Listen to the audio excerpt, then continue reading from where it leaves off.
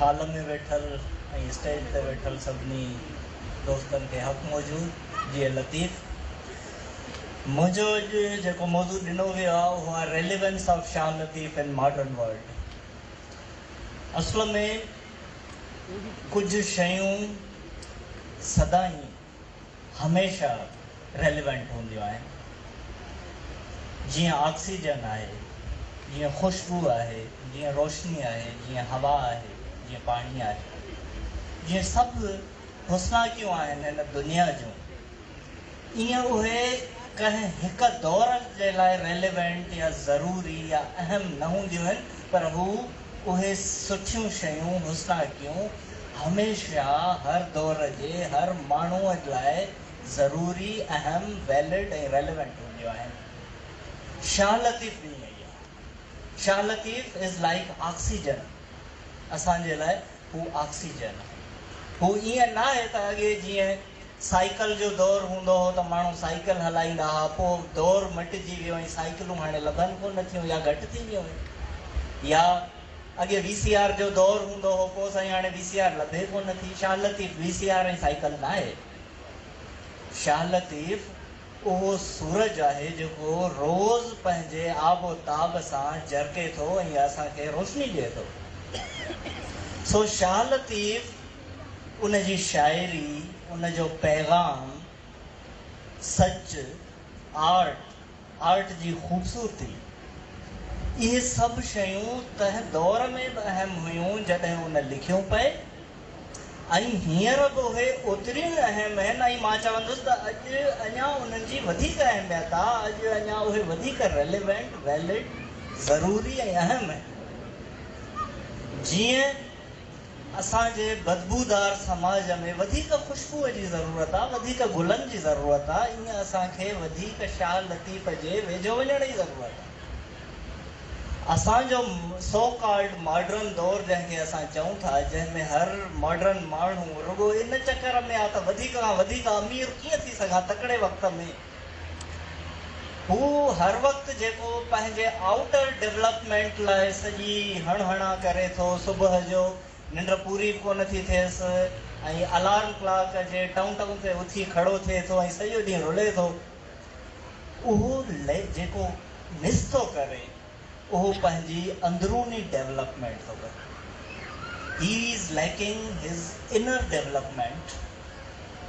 ऐं इनखे अॼु जे जदीद माण्हूअ खे शाह लतीफ़ जे वेझो वञण जी वधीक ज़रूरत आहे त हू अंदर जी पंहिंजे डेवलपमेंट करे सघे।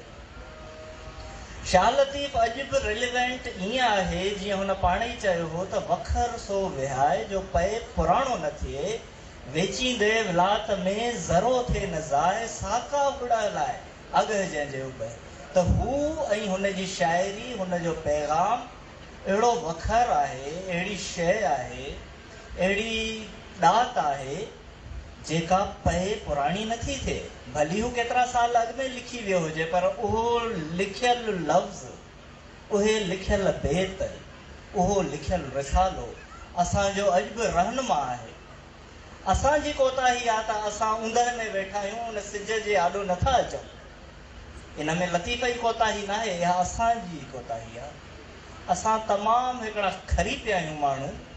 असां खरे, जीअं कुझु माहिर हूंदा आहिनि न, घड़ी ख़राबु थी पवंदी आहे पोइ ठाहींदा आहिनि, असां खरियल घड़ियाल आहियूं जिन खे लतीफ़ आराम सां सेट करे सघे थो ऐं वक़्त सां हलाए सघे थो। पर असां कॾहिं तयारु थींदासीं त असां उन तबीब ॾे वञूं?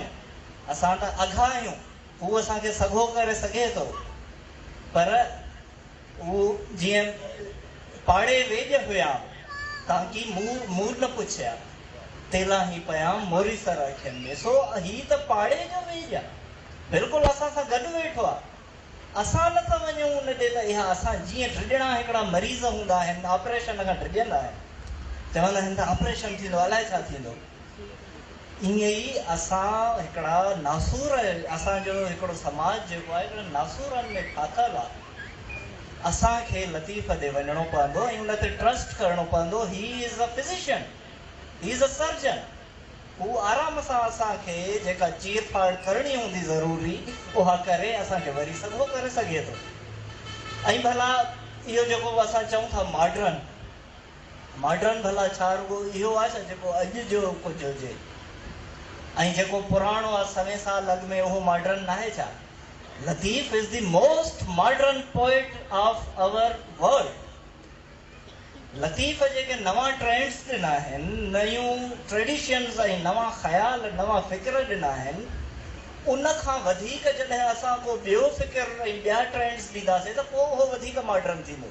जीअं त असां ओहिड़ा न ॾेई सघिया आहियूं तीअं हिन वक़्त ताईं असांजो लतीफ़ ई मोस्ट मॉडर्न पोइट आहे ऐं हुनजी एतिरी ज़रूरत आहे जीअं असांखे अॼु बि जीअं हिकिड़ा माण्हू या ॿूटा मेरा थी वेंदा आहिनि, उन्हनि ते मिटी पइजी वेंदी आहे, रोज़ जो जेको हवाऊं हलनि थियूं उनजे जे करे ॿूटा वण मेरा थी वेंदा आहिनि, असां ईअं मेरा थी विया आहियूं। लतीफ़ हिकिड़ो इश्क जो बादल आहे जेको जे वसे थो ऐं उहो उन्हनि ते पवे थो त उहे वरी उजरा थी वेंदा। असांखे लतीफ़ जे लतीफ़ी मींहं जी सख़्तु ज़रूरत आहे, पर असां ॿाहिरि त निकिरूं, उन मींहं में भिॼूं त असां त अंदरि वेठा आहियूं त मथां ज़ुकाम न थी पवे। ऐं ॿियो इहो त लतीफ़ रेलिवेंट हर हवाले सां आहे। असांखे हू हिकु रहनुमा वांगुरु घस ॾसींदो त काॾे वञिजे, असांजी इनर डेवलपमेंट कीअं थिए। असां सिर्फ़ु ॿाहिरी डेवलपमेंट ते सॼो ध्यानु ॾींदा आहियूं। लतीफ़ चवे थो त देख मतूं सीतिन ही जे मजाज़ियाणियूं मुंहं में, अखियुनि जे नाले थो चए त रुगो हिननि सां न ॾिसो, हिननि जी एतिरी कैपेसिटी कोन्हे जो इहो सभु कुझु ॾिसी सघनि, सॼी सूंहं सॼो सच ॾिसी सघनि, इन्हनि जी इहा कैपेबिलिटी कोन्हे। देख मतूं सीतिन ही जे मजाज़ियाणियूं मुंहं में, की न सुञातो सुपरी निहारे नेणनि, पिरी से पसंद ॿेई जिनी ॿूटी। सो असांखे अंदर जे अखियुनि सां ॾिसणु घुरिजे।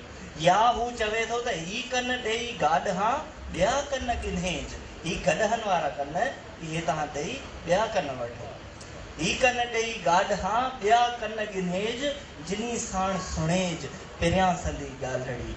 सो उहा पहिरियां संदी ॻाल्हिड़ी, उहा सच जी ॻाल्हिड़ी, उहा ख़ूबसूरतियुनि जी इश्क जी ॻाल्हिड़ी, उहा लतीफ़ जी ॻाल्हिड़ी ॿुधण लाइ ॾिसण लाइ असांखे नए दौर जे मॉडर्न माण्हूअ खे नयूं अखियूं नवां कन खपनि। ही असां पुराणे दौर जा ऐं पुराणियुनि हिकिड़े गंदगियुनि सां भरियल अखियूं ऐं कन इहे क़ुर्बान करणा पवंदा। ऐं इहो लतीफ़ मूं वटि टाइम थोरो आहे, मैडम मूंखे हुकुम ॾिनो 5-7 मिंटनि जो, सो बसि मां हिन ते ख़तमु कंदुसि। जीअं लतीफ़ पाण ई चयो आहे त सेवा कर समुंड जी, जिते जर वहे थो जाल, सएं वहन सीर में माणिक मोती लाल, जे मासो जुड़े माल तब पूॼारा पुरचे। सो लतीफ़ उहो समुंड आहे। असांजी त ख़ुशनसीबी आहे जो असांखे लतीफ़ जहिड़ो समुंड मिलियो आहे। असांखे सिर्फ़ु उनजी सेवा करणी आहे। असां जेकॾहिं पंहिंजी ज़िंदगीअ जो मक़सदु सिर्फ़ु इहो ई ठाहियूं त लतीफ़ जी सेवा करे उन समुंड जी, ऐं उन मां जेकॾहिं घणो न बि मिले, थोरो ई माल मिले त असांजी ज़िंदगी अफ़ज़ल थी वेंदी। तव्हांजी महिरबानी। महिरबानी साईं मसूद पीरज़ादो साहब। यकीनन लतीफ़ हर वक्त रिलेवेंट आहे। अवर नेक्स्ट स्पीकर डॉक्टर आकाश अंसारी साहब, जंहिंजो तालुक़ु लाड़ खिते सां आहे। ऐं उहो साॻियो लाड़ खितो जेको कंहिं वक़्त में ट्रेड जो मर्कज़ हुयो ऐं उतां खां जेका ट्रेड थींदो हुयो समंड जे थ्रू, उन्हनि जो ज़िक्र मैडम वहीदा करे चुकी आहे। उन सां गॾो गॾु डॉक्टर साहब शाइर भी आहिनि, त यकीनन he knows that the art of decorating the emotion to the words, the emotions of homesickness, the emotions of weight of Vanjari. So please, Dr. Saab.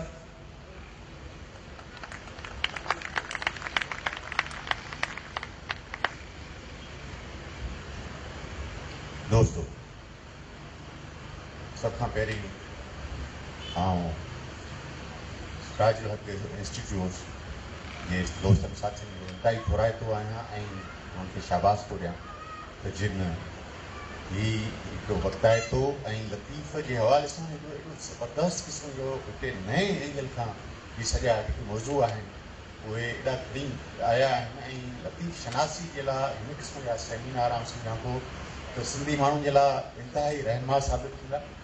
ऐं आउं ॾाढी फमीला ऐं मैडम फमीला, मैडम अनीस ऐं सॼा जेके दोस्त आहिनि इंस्टीट्यूट जा, उन्हनि सभिनि खे आउं दिली तरह वाधायूं चवां थो, शाबाश चवां थो, जिन हेॾो ख़ूबसूरत कमु कयो आहे। मुसीबत इहा आहे, टाइम थोरो आहे, ॻाल्हियूं वॾियूं आहिनि। हाणे आउं पंहिंजे करे ॻाल्हि खे मुख़्तसिर कंदुसि। मूंखे अॼु हिन मौज़ू जा आउं सोचे जेको आयो उहो सभु पासा हुआ। हिकिड़ो त हीउ जेको बणजारनि जो मौज़ू आहे, इहो एॾो त लतीफ़ जा सभई टॉपिक जेके आहिनि से इंतिहाई यूनिक आहिनि, इंतिहाई मुनफ़रत आहिनि, इंतिहाई जेके अणछुहिया आहिनि ऐं एॾा ख़ूबसूरत आहिनि, एॾा हैरतनाक आहिनि जो अकुल हैरान थो थी वञे त हीउ लतीफ़ किथे किथे वञी टच कयो आहे, कहिड़नि मौज़ुनि खे टच कयो आहे। चाहे मारूई हुजे, चाहे जाम तमाशी जो मौज़ू हुजे, हिते माण्हू पाण खे डीप क्लास करणु, हिकिड़ो समूह आहे, हुक्मरान आहे ऐं पाण खे कीअं थो डीप क्लास करे। ऐं लतीफ़ हुन ते छा थो चए त समियूं ॼमियूं निकमियूं, समियूं ॼमियूं निकमियूं, तिन छेजरियुनि खे छॾ। लतीफ़ समय जो थो हिदायत करे कीअं पाण खे डी क्लास कर। तुंहिंजी सुल्तानी जेका आहे, तुंहिंजी बादशाह, हक़ीक़ी बादशाह कॾहिं क़ाइमु थींदी। समियूं ॼमियूं निकमियूं, तिन छेजरियुनि खे छॾ, पाण गंदरियुनि गॾु त समा सुल्तानी लही। त जेसिताईं तूं पाण खे गंदरियुनि सां न गॾींदे, पाण खे न कंदे, मतिलबु एॾा दिलचस्प ऐं एॾा यूनिक क़िस्म जा मौज़ू। उन में ख़ासि तौर ते वणजारनि जो जेको मौज़ू आहे, वॾो सालो मौज़ू आहे, ख़ुदा जो कसम। हीउ अजीब ग़रीब क़िस्म जो मौज़ू आहे। हिकिड़े पासे हीउ एॾा वॾा दुनिया जा एंटरप्रेन्योर्स आहिनि, एॾा कारोबारी आहिनि, एॾा पंहिंजे बिज़नेस में प्रोफेशनल्स आहिनि। मैडम हर क़ौम में, मैडम वहीदा जे हवाले सां ॻाल्हि कंदुसि, हर क़ौम में मुख़्तलिफ़ तबिक़ात आहिनि। सिंधी मुस्लमान सदाईं हिकिड़े क़बाइल